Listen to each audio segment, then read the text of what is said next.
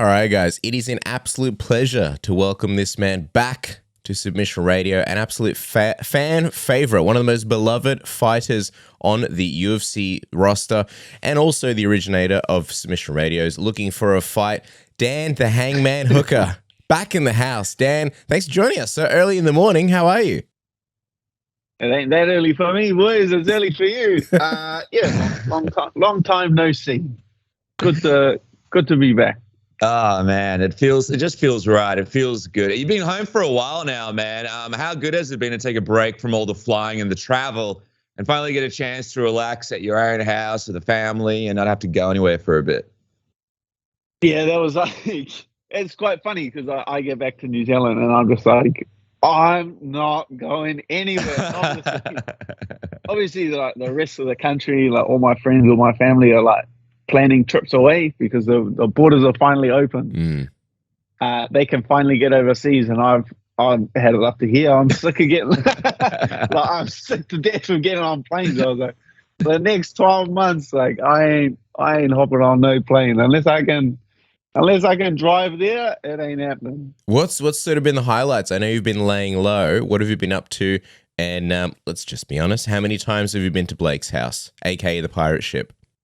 I haven't. No trips out to the pirate house, to the pirate ship. Nah, just hang out. Mainly just been in the gym. Really been at my academy, like training with my fighters, because obviously, like me fighting and traveling and being away is.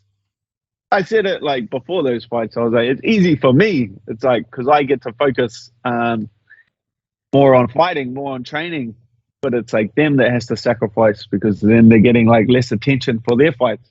So it's good to get back to New Zealand and just get in the gym with them and run them through some sessions. So yeah, I've just been hanging out with the family and coaching pretty much. It's been really good seeing everyone get back to it. There's now some pretty big fights coming up for the guys at my gym. Some pretty big fights coming up for the guys at City Kickboxing. So it's good. It's good to just be back and just be. Helping out where I can. How are the boys and girls of the Combat Academy? Are they not able to cut any corners now that Coach Dan's back in town? I imagine there's some extra running and a little bit of trouble for those who want to arrive a little bit late to class. Oh, there's none of that. Let's get that squared away. There's on time or there's don't come. There's no real. There's no real choice there, but no, it's good. Some real big fights. XFC in a couple of weeks down in Dunedin, which my boy Aaron Toe's in the main event there, looking to get become a 2-division champ, and I think that'll move him to like 5-0, 6-0. So some pretty big things coming up for him. So the fights are starting to kick off, and it's all about to be back to action. Well, I mean, speaking of back to action, obviously the last time you were in action, UFC London, not the most ideal result that you wanted. Has this time helped sort of kind of, reflect on that and, get some perspective for you on what exactly is next for you? Yeah, it's a funny one. You're just... It's a funny one because I just went double or nothing, baby. I want to get back. I want to get back to where I was. You know what I mean? And that's the. I don't know. You can sit back and say the funny thing about it because upon reflection, like I really wasn't in that bad of a spot after the Islam, but the fashion in which that fight ended didn't sit well, and that like really lit a fire under me to get back to the same position I was before that fight. So I was just started digging. You know what I mean? I was like, I'm going to get my way out of this. I'm going to get myself back in the title contention. Let's dig our way out of this. And then after the Arnold Allen fight, I look around and my hole's twice as deep. And I'm thinking, shit, this didn't go how I thought it was going to go. You know what? I might just put the shovel down and we're going to have to think a way out of this. So I went, sometimes you go double or nothing, bellied up. What are you going to do? You know what I mean? Yeah. I mean, every time you discuss your wins and losses with us, you talk about how there's no regrets because it's a learning experience. It's part of your journey. I imagine, even though it wasn't the way that you wish it would have gone, there's no regrets about going to the roulette table, putting all your money on black and seeing what happens, right? Nah, like that's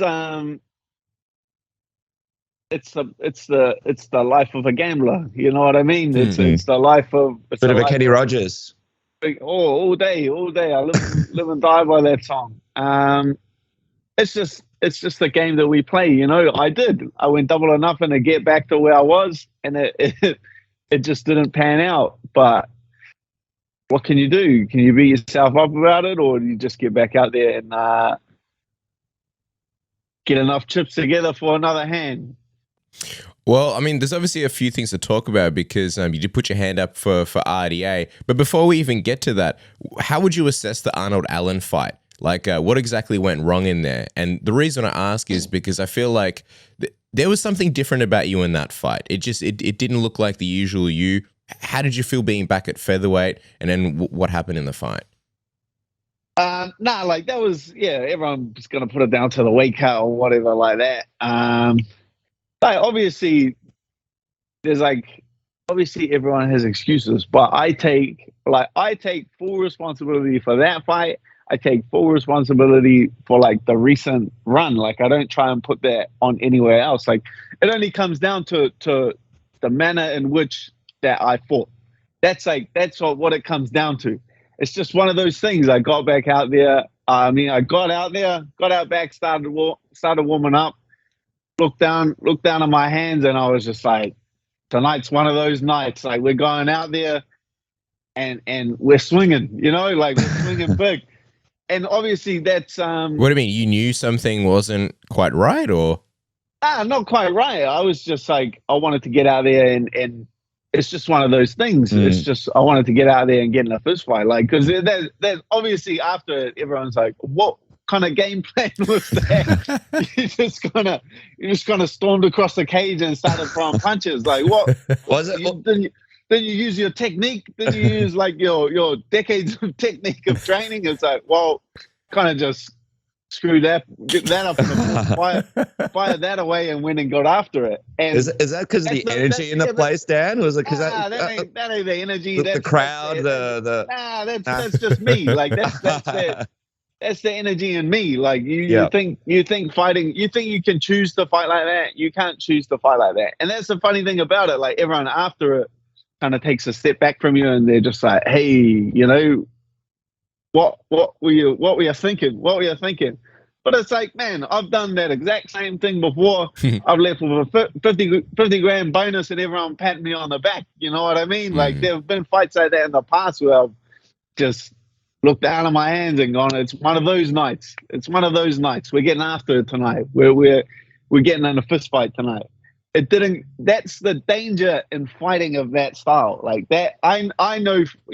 I'm fully aware of the danger in fighting like that. That's a coin flip, and I know full well that I'm better than that. I know that if I fight technically and fight this and that, I'm better than that, and I'm could outclass opponents like that, which is like the stupid thing about it, right? Like it was hindsight's 2020. You know what I mean? Hindsight is perfect vision. So when people say, you should have done this, should have done that, it's like, whoa, now we're here. I don't have a time machine. You got one? Mine's busted. You know what I mean? We're stuck here. It's one of those situations as well where it's like, do you forego the great moments that you had when you looked down at your hands and you said, all right, tonight's one of those nights, and then you get the 50G bonus, you have that great moment in the octagon for the moment where you look down and it didn't work out at UFC London. Sometimes these things work out, sometimes they don't. But I wonder, now that this situation didn't work out for you, is that it? For looking down at your hands and going, all right, tonight's one of those nights? Or is it strategic Dan 2.0 from here on out? Or are you still allowing yourself to have that feeling in a future fight?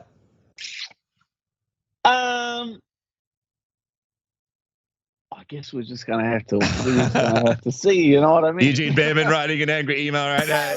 Because we had a conversation, Dad. To be honest, it was good. Like weight cut was clean. Like I ticked all the boxes. Like did everything perfectly to a T. Obviously difficult. There's like a lot of sacrifice that goes into that. But it was not like nothing was so like nothing about that weight cut to me was difficult. Obviously there's like a lot of like obviously it's a far way away, right? Like London's a far way away, but that's an accepted.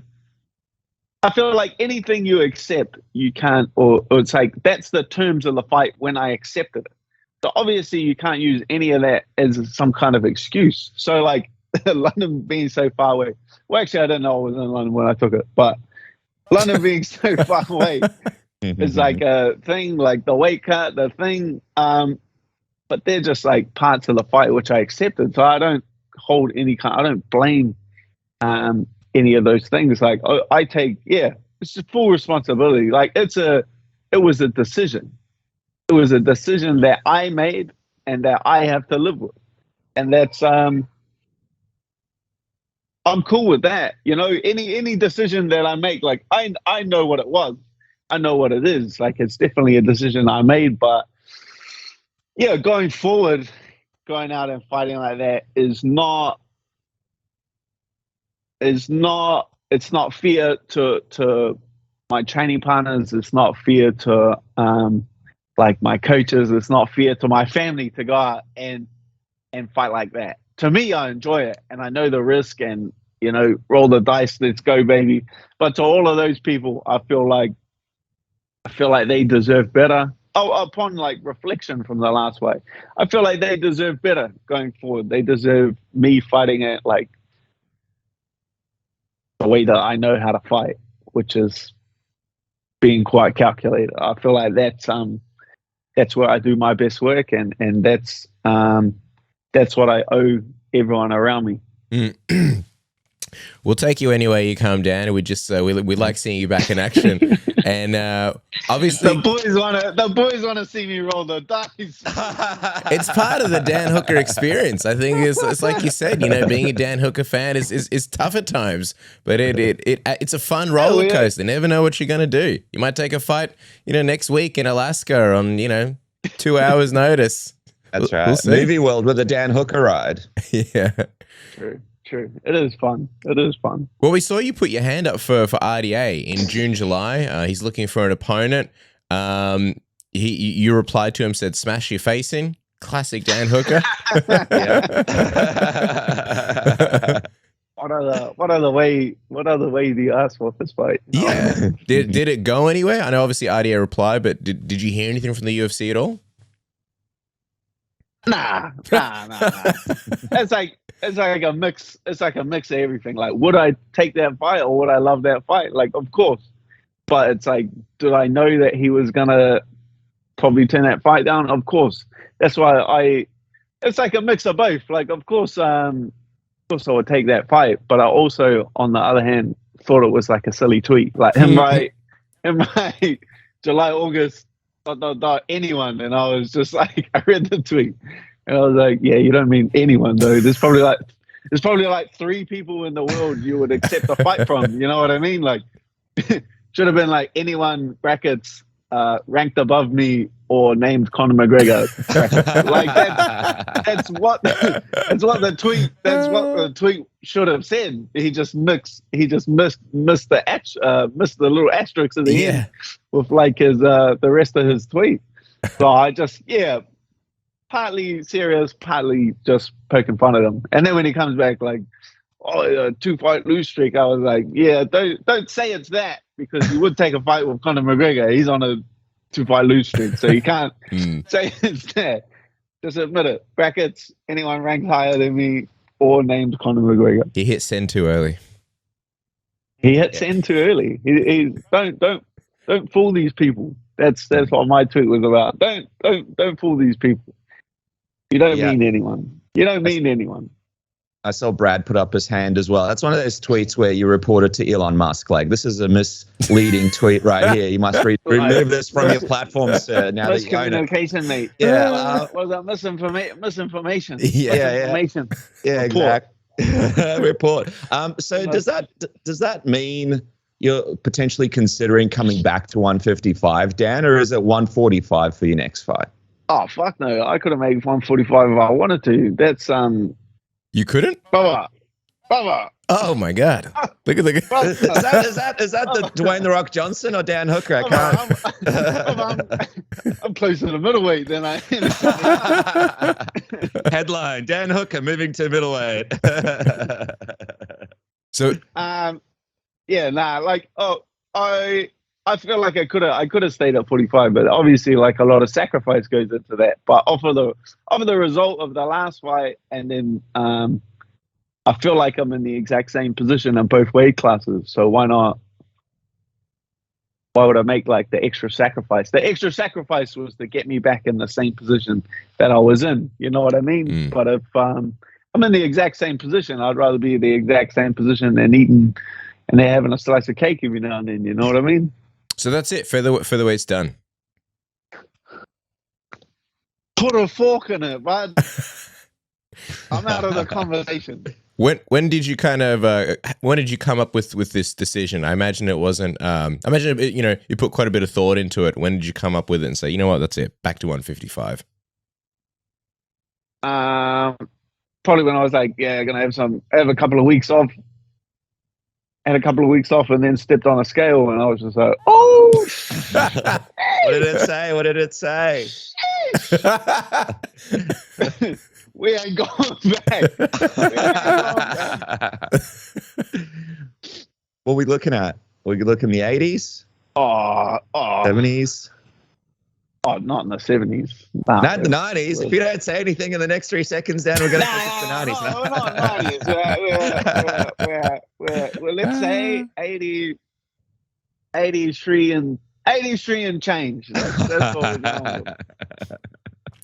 Dude, that's awesome, man. But I know that you mentioned like you'd be up for this June-July fight with RDA. Is that the timeline for when you think you'll be ready for the return, or what are you looking at here? Are you looking to take a little bit of a longer break? What mindset do you have for the return? I'm just chilling. I should have a good amount of time off. I should just have it like a good reset, right? Like that's kind of like one thing I realized as well. I've just been kind of chasing my tail the last couple of years. Well, I've just put the shovel down. You know what? I'm still in like shovel down mode. Like again, fuck, how'd I get in this situation? But we'll see. Maybe when the UFC comes a bit closer. You know what I mean? When it comes. Yeah, you're fighting closer. At Singapore at UFC 275. Just confirm it here. What's that? 8 hours. Marvin Vettori needs a fight, Dad. You know. 8 hours is out of my. 8 hours is that's out of my range. That's too far. Yeah, I love how you say. Like, I should take a break, as if you know deep down like it's not going to happen. You're like, I should do it, and then as soon as somebody calls you next week or whenever, most likely going to take that fight. But the other thing is, and I was going to ask, like, you've been traveling all around the world, like saving all these cards last minute. Going to London. Is that kind of one of the priorities for you? Like, you rather take a local fight instead this time around? I almost feel like you're owed it.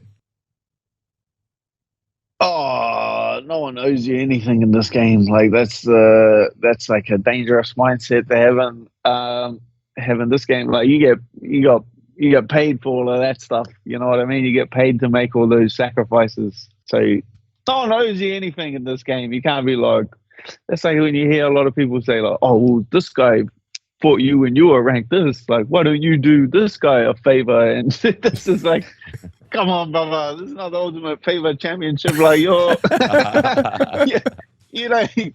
don't get none of those. Like this is not how this works, friend. This is not how this works. So, it'll be whoever's gonna be. Like obviously, I have my inklings, but it'll be like all those other situations. You run back and you look at who I've fought. You just look at the division and you ask yourself, like, who don't people want to fight? And that's who I'll probably end up fighting. Like, who's getting turned down left, right, and center? Like that's who I'll fight next. So you can take a look at the division, ask yourself, who doesn't anyone want to fight? Like, that's the guy. You know what I mean? That's why I'm not that fussed about. Can get back in the mix in a heartbeat. You know what I mean? You can't count a dog like me out of the game. Like, that's just not how it works. So you're not sitting here like, oh, I want to rebuild. I'm going to, take a lower ranked opponent and kind of get the feet wet. You're just like, whoever they offer, basically. You're doing it. When you ever heard me say that? I know. That's quitter talk. Yeah, love it, love it.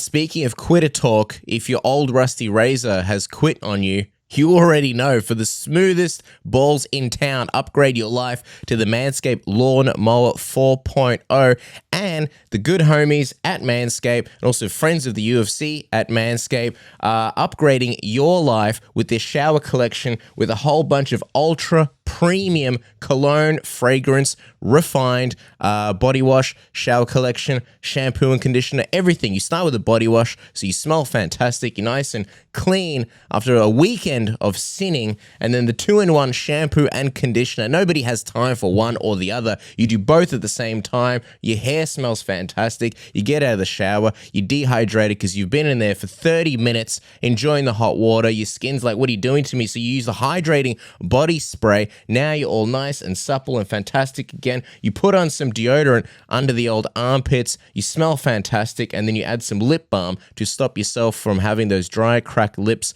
like me all the time. One lip balm pack comes with 3. You can't beat that. Every single one of these products smells fantastic. It'll be like the old Lynx or Axe commercials. You'll have women jumping out of buildings or cars just to get a whiff of you. Isn't that right, Dennis? Yeah, man. And that's what I love about Manscaped. They've got you sort of for any problem that you might have. For example, the Lawnmower 4.0, fantastic beard trimmer. Comes with little clippers and things to have you sorted. And also now your shower routine is next level thanks to Manscaped. And the code word submission that gives you 20% off and free shipping today. Take your life to the next level thanks to Manscaped. And Cass, this weekend, can't wait for the big card, of course. And we have to look at the odds at our friends at MyBookie to see what kind of money you guys could make this weekend. Justin Gaethje plus 140, Charles Oliveira minus 170. What about Carlos Esparza plus 160, Rose Namajunas minus 195, or Tony Ferguson making the big return at a plus 315 versus Michael Chandler at a minus 390. You guys can double your first deposit thanks to the code word submission on MyBookie today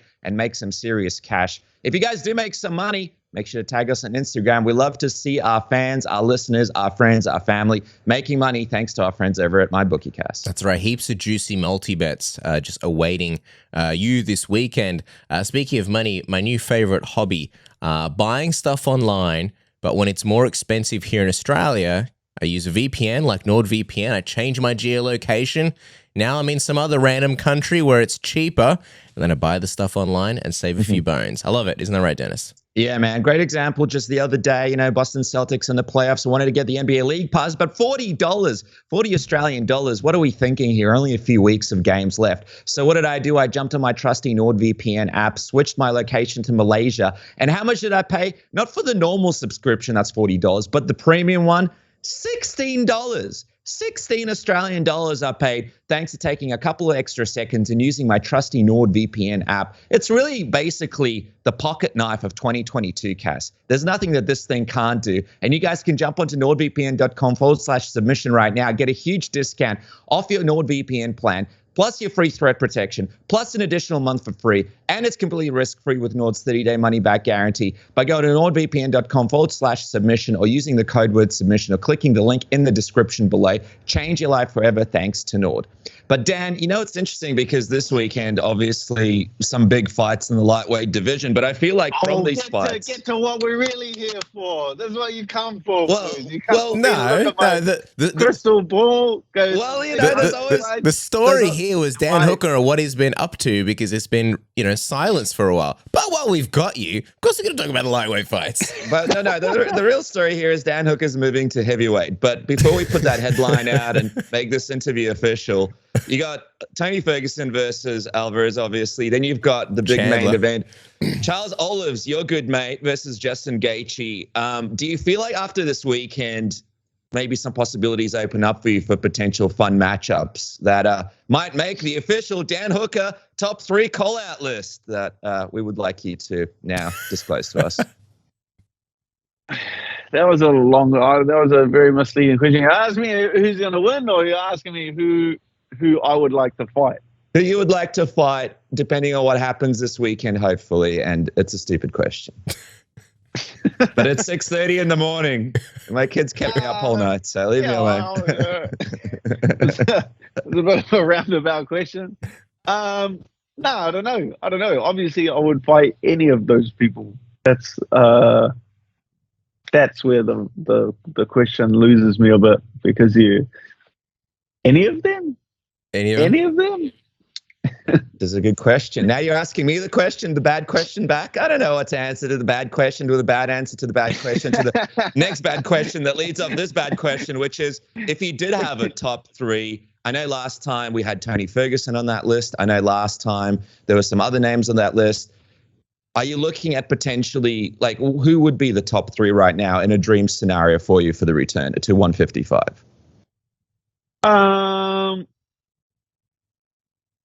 That's like anyone ranked higher than me. There's no and I'm having a break. I'm on holiday here. Man. You're getting me to do call outs on holiday. Like I'm sitting here with my pina colada on the beach, doing calling guys' names out. No, you're right. It's not call out season yet. Dan's chilling. The phone's on airplane mode. But I do want to get your analysis on Chandler versus Tony Ferguson. Who do you think has the edge there? This is the crystal ball time. I did my post-fight show yesterday, and I said I'll let you guys in on it. I said, because I've been asked to do like a lot of interviews this week, and it's obvious that they want to know.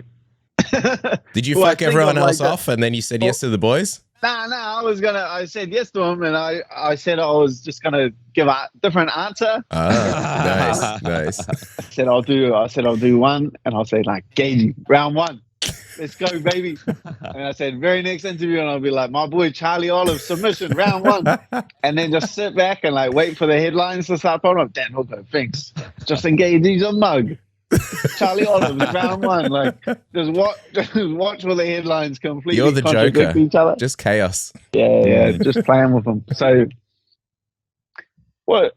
Like I'm probably, that's like the fight I'm most excited to see. I'm most excited to see Tony Ferguson, right? Mm-hmm. Like head and shoulders over everything. Man, I respect what Tony's done, and I'm a fan of Tony Ferguson. And the run that he's on, I want to see what this, like, he's had like a good amount of time off. He just hung up the phone, right? That's what like Sean Shelby was saying. He just hung up the phone, and he's just been recovering and working on himself and just training and grinding. So I'm excited to see what Tony Ferguson comes back and how this amount of time off, because we haven't seen Tony Ferguson have this amount of time off. He's just been like running wars back to back over the last few years. So to see him come back, and I'm just excited to see what he does when he comes back fresh. Yeah, 100%. And he's coming back against Chandler, like super, super dangerous guy. Yeah, I'm very, very fascinated by that fight. And then, of course, Gaethje and your good friend Oliveira. which prediction are you giving us, Dan? Who's the mug? Who's winning? I think Oliveira, submission round 1. Do you really think so? Yeah, mate. Let's just make it. You know what? Put that down as a headline. I don't think Put that down as a headline. I don't think you've given us enough for a headline. Dan Hooker thinks Justin Gaethje a mug. Charlie Olive's round 1 submission. All right, he said mug. Now we can send it to print. Well, I'll tell you, I can't wait to see some of these other predictions. I hope it starts getting wild, like DQ via chair shot, like stuff like that. Someone cashes in the money in the bank from the crowd. I just want to see things like this, but it's only Monday. You know what I mean? It's a long week. It's a long week, boys. All right. Well, if you want to find the man, Google Blake's pirate ship. He'll probably be around there. He's due for a return with a big card around the corner. Make sure, of course, to follow the man on social media. And if you're in Auckland, make sure to visit his gym, the Combat Academy, man. It looks like you guys have a lot of great things. Of course, the XFC card around the corner. Make sure to go and visit Dan's gym. A lot of great training there. Dan, as always, we appreciate you, man. Thanks for joining us between the bulk up sessions and giving us a little bit of insight on what's going on in Dan Hooker's life. It's always an honor for us. Too easy, lads. It's a pleasure.